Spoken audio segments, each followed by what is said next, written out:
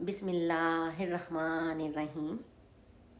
اللہم صلی علی سیدنا نبینا محمد وعلی آلہ وبارک وسلم وصلی علیہ۔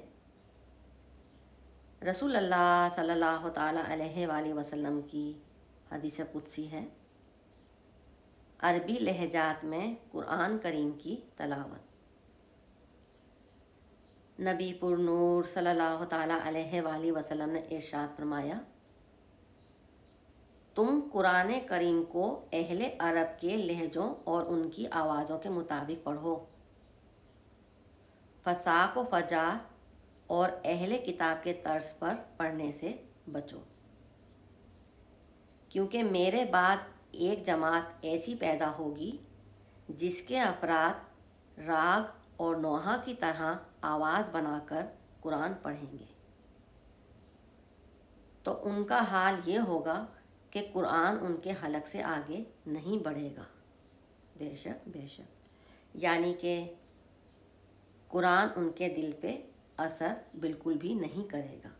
بے شک نیز ان کے اور ان کی قرات سن کر خوش ہونے والوں کے قلوب فتنہ میں مبتلا ہو جائیں گے۔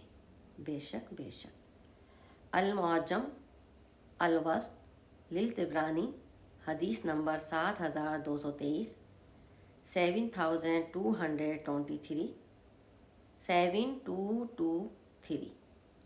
بے شک ایسا ہی ہو رہا ہے، اور تبھی تباہیاں آ رہی ہیں، کیونکہ اللہ سبحانہ و تعالیٰ نے اپنے پیارے محبوب حضور پر نور صلی اللہ تعالیٰ علیہ وآلہ وسلم کی کہی ہوئی بات پتھر پہ لکیر کر دی ہے، تو جو ان کی کہی ہوئی باتوں پہ، کہی ہوئی حدیثوں پہ، سنتوں پہ عمل نہیں کرے گا تو وہ بے شک نقصان اٹھائے گا، اور وہ اس پہ اثر نہیں کریں گی۔ جو آپ صلی اللہ تعالیٰ علیہ وآلہ وسلم کی بتائی ہوئی حدیثوں پہ، ان کے بتائے ہوئے رستے پہ نہیں چلے گا تو بے شک وہ نقصان اٹھائے گا، اور اٹھا رہے ہیں، تبھی تباہیاں آ رہی ہیں۔